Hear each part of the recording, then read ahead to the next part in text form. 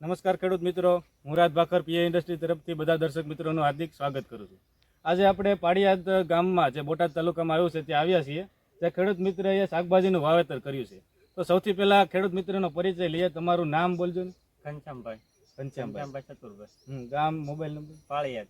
Mobile number 8160 40 95 51. તો તમે કેનું વાવેતર કરેલ છે અત્યારે? ભીંડાનું છોળીનું. આ ભીંડા અને ચોળી ઇન્ટરક્રોપિંગમાં કરેલ છે. તમારે એમાં પ્રોબ્લેમ શું હતો?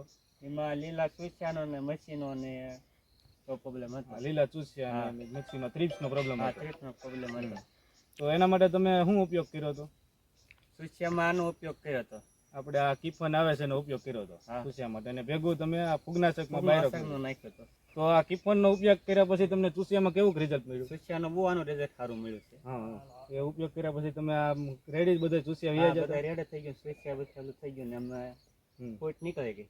કેવું છે તો ફૂલ મળી ગયું. બીજા ખેડૂત મિત્ર છે તેને તમે શું ભલામણ કરશો કે આ વસ્તુ વાપરા જેવું છે કે ના? આ વસ્તુ વાપરે. ખૂબ બીજી વાડીએ આનો છંટકાવ કર્યો તમે. આમાં રિઝલ્ટ જોયા પછી બીજી વાડીએ પણ તમે પાડોશી આ છંટકાવ કરવા માંડ્યા. કેવું છે? તો ખૂબ ખૂબ ધન્યવાદ. જેમ ખેડૂત મિત્રએ કીધું તેમ આપણે ભીંડાની અંદર લીલા ચૂસ્યા છે કે બીજા કોઈ પણ શાકભાજીની અંદર એના માટે તમે આ કિફનનો ઉપયોગ કરી શકો. એ સિવાય આપણે ફૂગનાશક બાયરોક કરીને આવે છે તેનો પણ તમે ઉપયોગ કરી શકો છો. ધન્યવાદ.